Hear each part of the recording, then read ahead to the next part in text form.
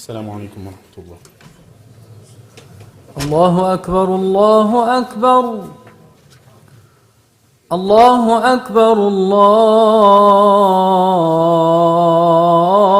الله أكبر. أشهد أن لا إله إلا الله. أشهد أن لا إله إلا الله. أشهد أن محمدًا رسول الله.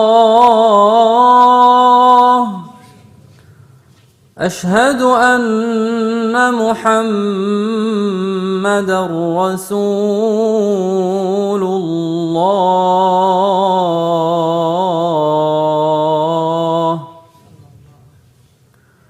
حي على الصلاة.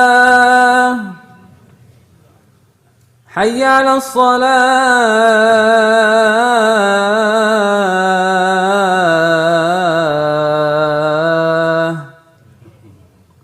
حي على الفلاح.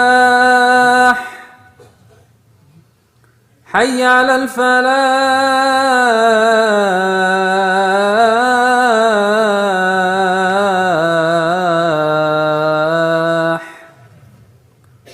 الله أكبر الله أكبر.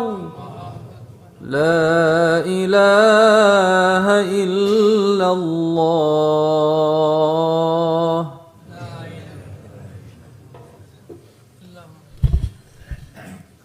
إن الحمد لله نحمده ونستعينه ونستغفره ونستهديه ونعوذ بالله تعالى من شرور أنفسنا ومن سيئات أعمالنا.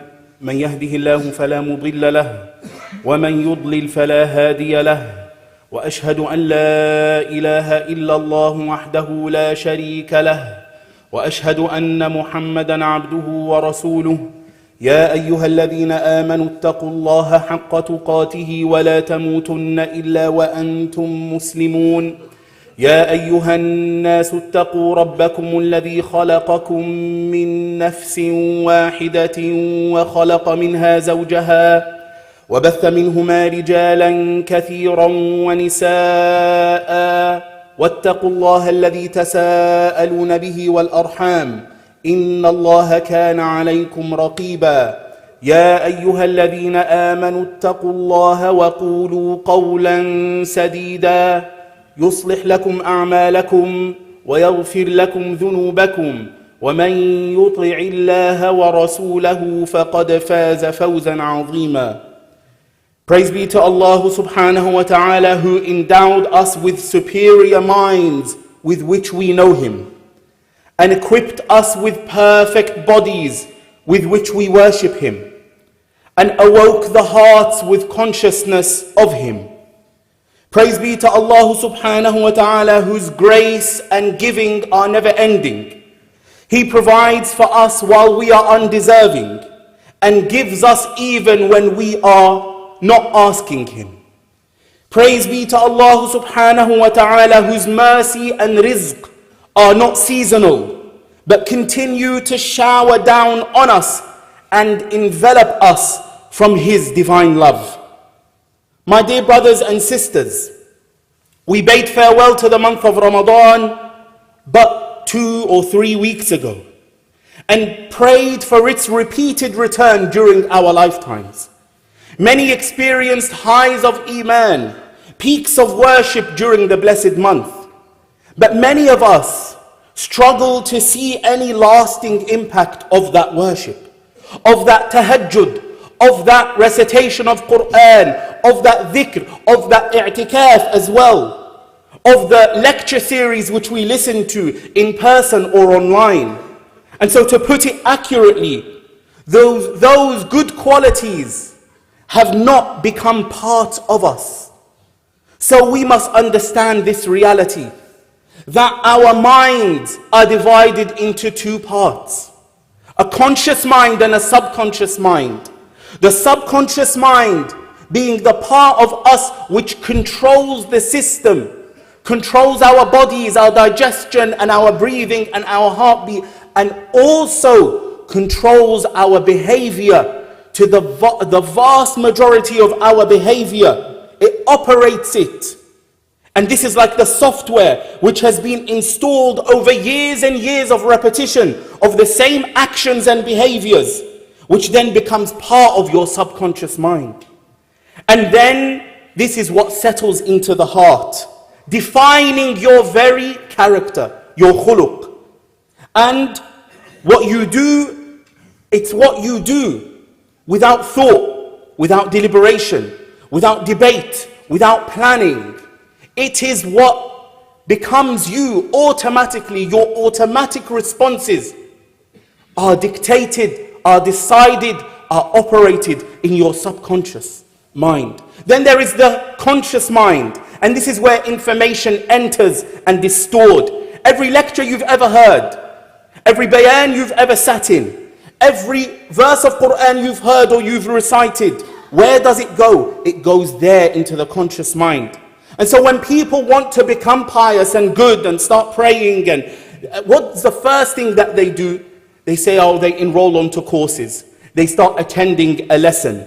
They start to read more Qur'an. They start to perform more dhikr, read more books. And there's nothing inherently wrong with that, of course. But where does that knowledge go? It goes there. It's stored in that conscious mind. So what is the problem then? The problem is that the software which runs the system, our subconscious mind, may be dominated by a host of evil programs, evil applications. It is what is in control, what we have knowingly or unknowingly installed over many years, maybe since childhood, from arrogance and pride and a foul mouth, addiction to pornography, to drugs, to alcohol, jealousy, anger, laziness, abuse.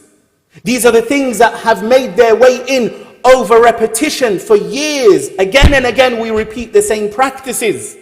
So no matter how many lectures we listen to, no matter how many khutbahs we attend, no matter how many khutbahs even we give on sincerity and humility, if pride is in the heart, if pride is installed within the heart, then that program is what will run. It will operate the system. And whatever settles in the heart, dear brothers and sisters, whether it is good or bad, dictates all of our behavior. And this is the meaning of the hadith of the Rasul sallallahu alayhi wa sallam.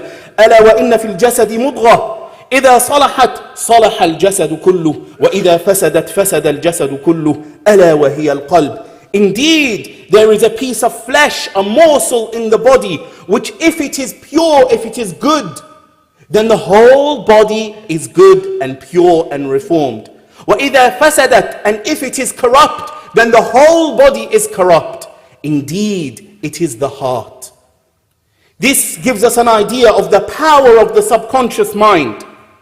So, why have the grand gestures of i'tikaf, of khatm, many khatms after the other during the month of Ramadan, Umrah, Hajj, Sadaqah? Why have these grand gestures, why have they not changed me? First, we must understand the problem. Knowledge enters the conscious mind and it remains stored as a memory unless you apply it and install it. Such as an operating system on your computer. You're running an old operating system and then you download the new one. Until you have installed it, what will operate the system? What will operate your computer? That old operating system. And so we are human. And as human beings, this body is the hardware. The software, dear brothers and sisters, is what we have installed within us into our subconscious mind. If you stream a movie on your TV, an action movie, and you expect to see Mecca and Medina, well, what have you put into the TV? What is running you? That is what every one of us must ask themselves. What is running us? It may be pride and arrogance, it may be jealousy, it may be hatred, it may be a stinginess, miserliness, but all of the good stuff is just stored in our memory. If you're hungry and you take food and you store it in a bag next to your waist, then that will never fill you. Yes, it's not useless. Of course it's not useless, because when you become hungry and you wish to eat, you can take and you can fill yourselves. You can fill yourself. But storing it in that bag in and of itself does not fill you up.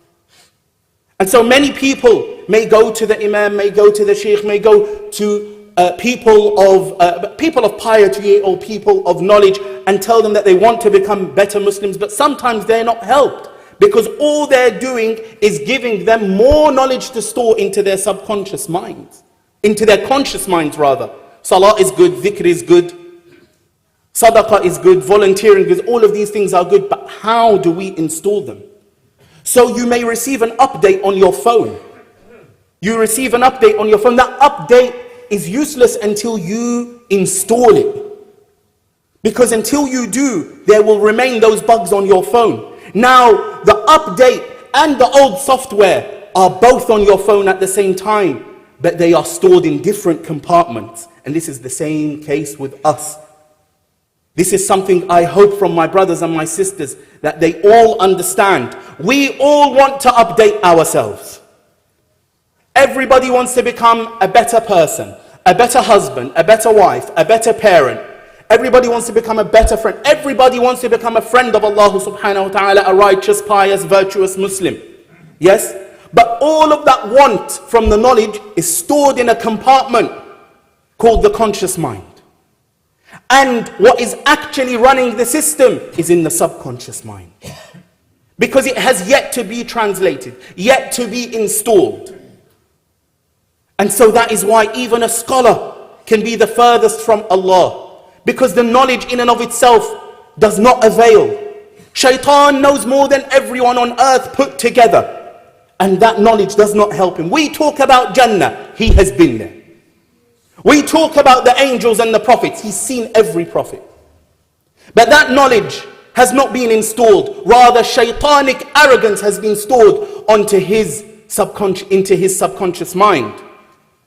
You can have a kitchen full of food, but unless you eat, you will remain hungry.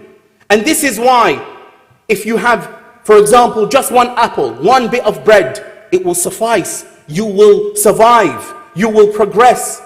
That is why we see illiterate Muslims. Why do they progress to the pleasure and closeness of Allah? Because whatever they know, the little they know, they apply immediately. They have installed immediately. Whereas people with grand titles and PhDs in this and that, in fiqh and tafsir and hadith and all of the sciences, maybe he doesn't attend jama'ah in the masjid. So where has that, there is knowledge, but what has been done with that knowledge? Now, of course, there are qualities which Allah has instilled within us, and we have played no part of our own in attaining them, such as the bravery of Umar radiallahu anhu, and Ali radiallahu anhu, and Khalid ibn al-Walid radiallahu anhum ajma'in. Their bravery. But the majority, dear brothers and sisters, of our qualities, of our software is not off the production line, if you like, but it's customized by us. And this is why the Rasul sallallahu alayhi wa sallam, when he was so impressed by Ashaj Abdul Qais, he said to him, indeed, inna fika خصلتين يحبهما الله الحلم والأناة. You have two qualities which Allah loves. In another narration, Allah and His Messenger love. الحلم والأناة. You have clemency, forbearance, deliberation. Yes? And ana like deliberation, that he's patient, he takes his time in making decisions. And so what did he say? Are these two qualities, did I earn them or were they instilled in me? So he understood that there is a difference. He said, rather, Allah instilled them within you. And so he said, Alhamdulillah, he praised Allah that Allah and His Messenger love these two qualities, but they are from Allah. But he understood, as well as all of the companions, that most of our character, most of our software, most of our programming is customized by us, by what we install from the conscious mind into the subconscious mind. And so how do we transfer then that knowledge which we have in our conscious mind into our subconscious mind? Say you want to install patience. You want to install patience. You have heard of all of the virtues of patience, the verses regarding patience. إِنَّمَا يُوَفَّى الصَّابِرُونَ أَجْرَهُمْ بِغَيْرِ حِسَابٍ. Indeed, the patient are compensed and recompensed with reward without any account, no account, without limit. All of the khutab that you have heard over the years on patience, how do you then now install it? Well, it is not by virtue of just learning its benefits, learning of the reward. There is a practical method, and this practical method, dear brothers and sisters, is not some new age method. Let me just get that straight. There is no new age method. This is the prophetic method, the Muhammadan method, sallallahu alayhi wasallam. Because he said, إِنَّمَا الْعِلْمُ بِالتَّعَلُّمِ. Indeed, knowledge is by learning. You want to attain knowledge? You have to learn. And you do not become knowledgeable until you learn again and again and again and again. وَإِنَّمَا الْحِلْمُ بِالتَّحَلُّمِ. That how do you develop hilm, forbearance and clemency and patience? بِالتَّحَلُّمِ. You have to cultivate it, to perform it again and again and again. And so when a situation arises and you are rubbed up the wrong way, when somebody triggers you, when somebody angers you, when somebody irritates you, then you, at that moment, you practice patience. And it will be difficult only during the situation.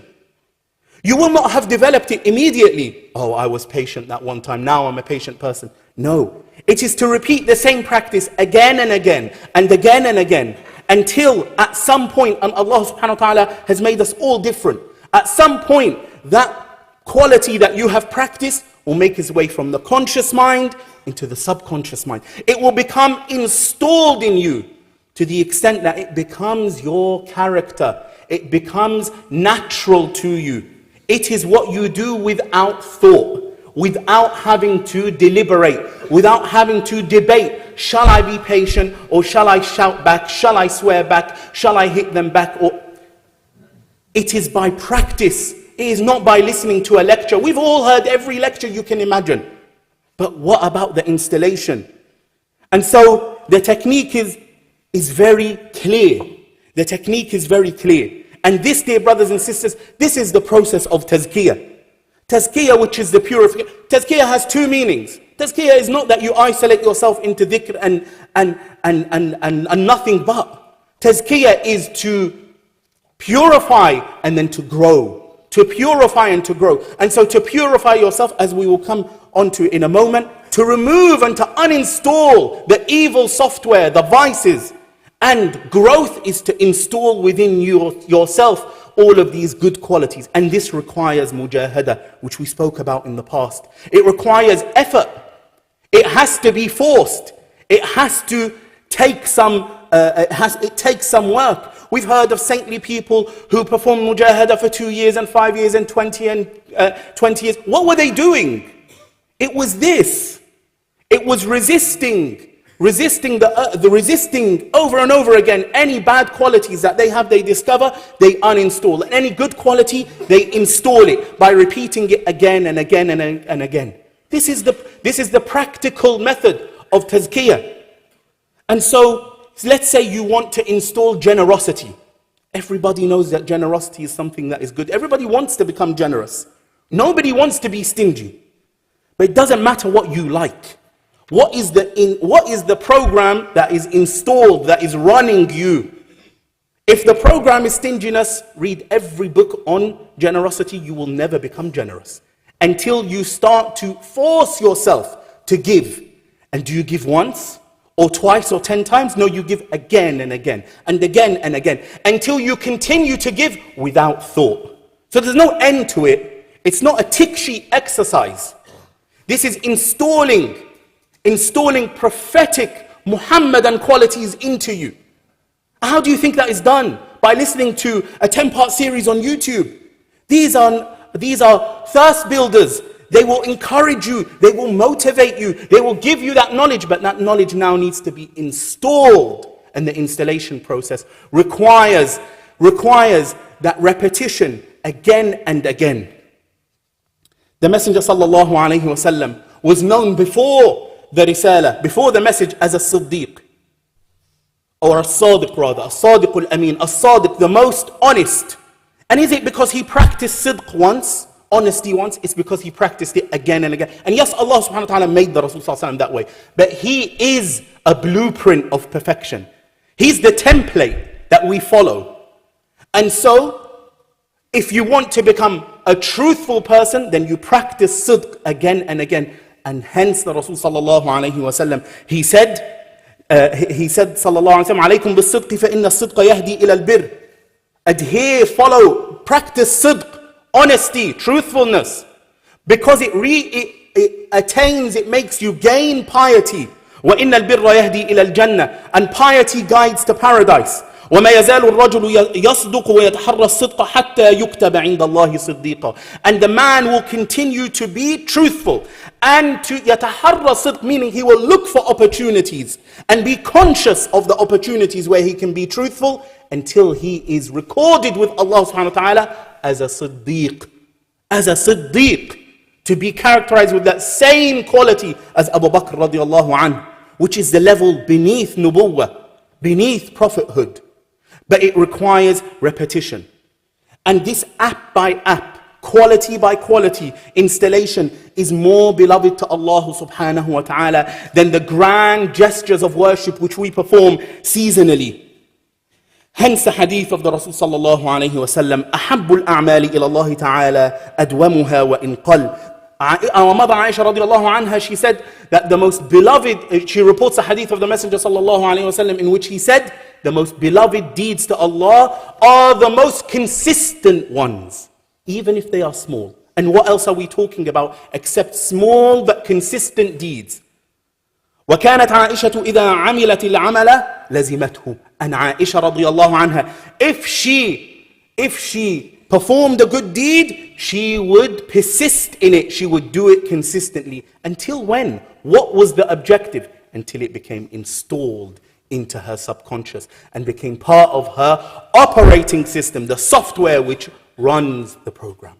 We ask Allah subhanahu wa ta'ala to make us of those who translate and install their knowledge into action, and not be of those where their knowledge is an excuse against them on the day of judgment, on a day when no wealth and no children will be of any avail except the one who comes to Allah subhanahu wa ta'ala بقلب سليم, with a sound heart. أقول قولي هذا وأستغفر الله لي ولكم فاستغفروه إنه هو الغفور الرحيم.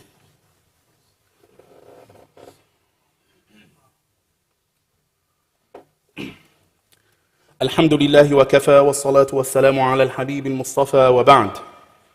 Dear brothers and sisters, we spoke about installing.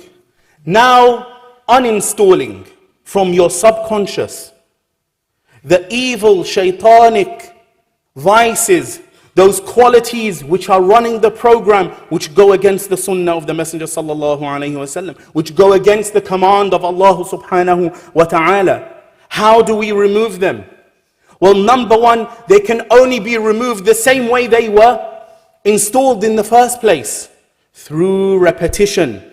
Resistance and repetition. Because nobody is born a compulsive liar.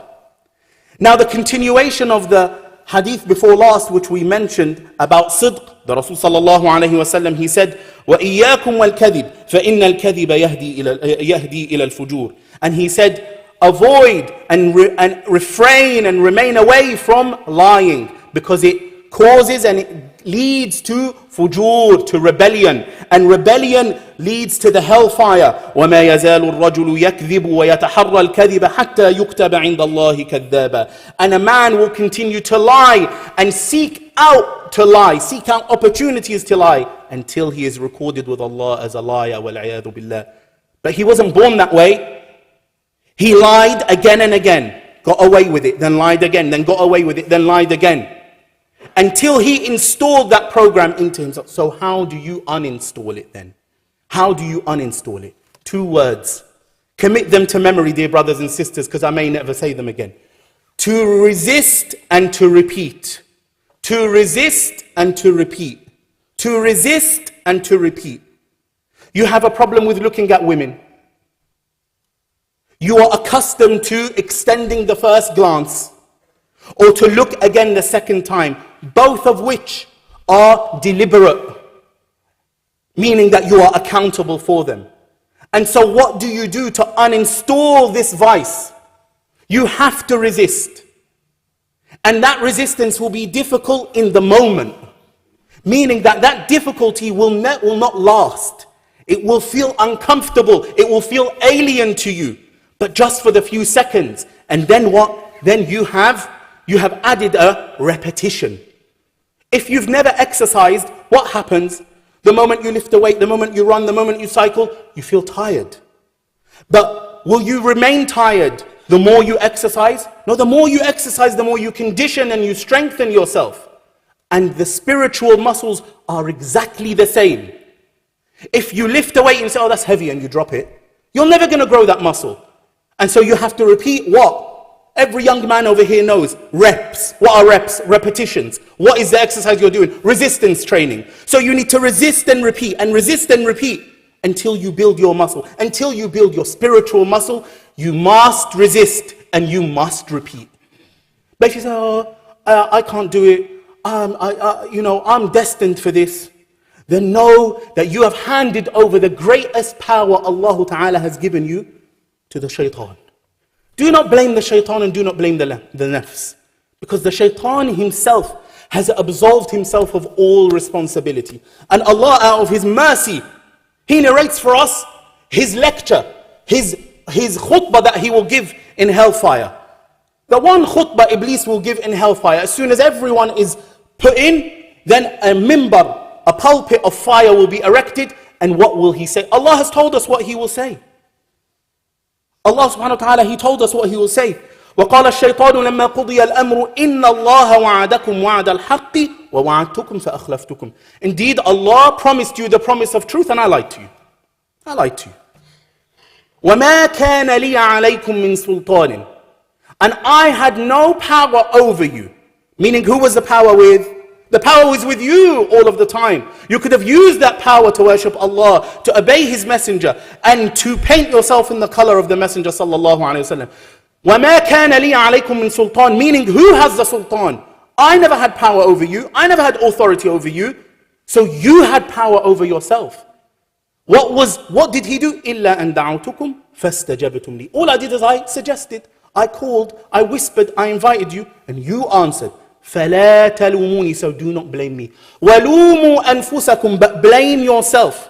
Oh bro, I was just destined to be like this. I can't stop smoking weed. I can't stop smoking. I can't stop committing fraud. I can't stop committing zina.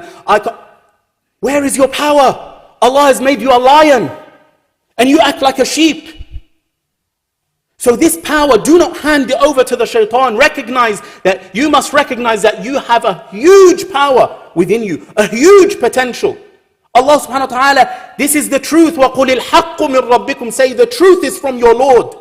فَمَنْ شَاءَ فَلْيُؤْمِنْ وَمَنْ شَاءَ فَلْيَكْفُرْ. You have mashi'ah, you have will, you have power. Whoever wills can believe, and whoever doesn't, and whoever wills can disbelieve. You have literally the power to say, I don't want to believe in Allah.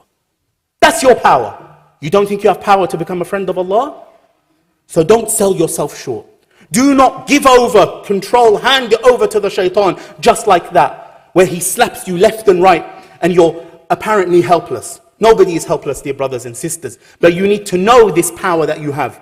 Once you know, oh my God, I've got an arsenal, I've got all of this weaponry, then you start to use it. We ask Allah subhanahu wa ta'ala to make us of those who realize their power, which He has granted us, and realize the potential to become His friends and His awliya. هذا وصلوا وسلموا على خير الأنام فإن الله أمركم بأمر بدأ به بنفسه وثنى بملائكة قدسه ثم بكم أيها المؤمنون فقال جل من قائل إن الله وملائكته يصلون على النبي يا أيها الذين آمنوا صلوا عليه وسلموا تسليما اللهم صل على محمد وعلى آل محمد كما صليت على إبراهيم وعلى آل إبراهيم إنك حميد مجيد اللهم بارك على محمد وعلى آل محمد كما باركت على إبراهيم وعلى آل إبراهيم إنك حميد مجيد اللهم أعز الإسلام والمسلمين وأذل الشرك والمشركين وأعلي بفضلك كلمتي الحق والدين اللهم أرنا الحق حقا وارزقنا اتباعه وأرنا الباطل باطلا وارزقنا اجتنابه عباد الله رحمكم الله إن الله يأمر بالعدل والإحسان وإيتاء ذي القربى وينهى عن الفحشاء والمنكر والبغي يعظكم لعلكم تذكرون اذكروا الله العظيم يذكركم واشكروه على نعمه يزد لكم وأقم الصلاة الله أكبر الله أكبر. أشهد أن لا إله إلا الله. أشهد أن محمدا رسول الله. حي على الصلاة حي على الفلاح قد قامت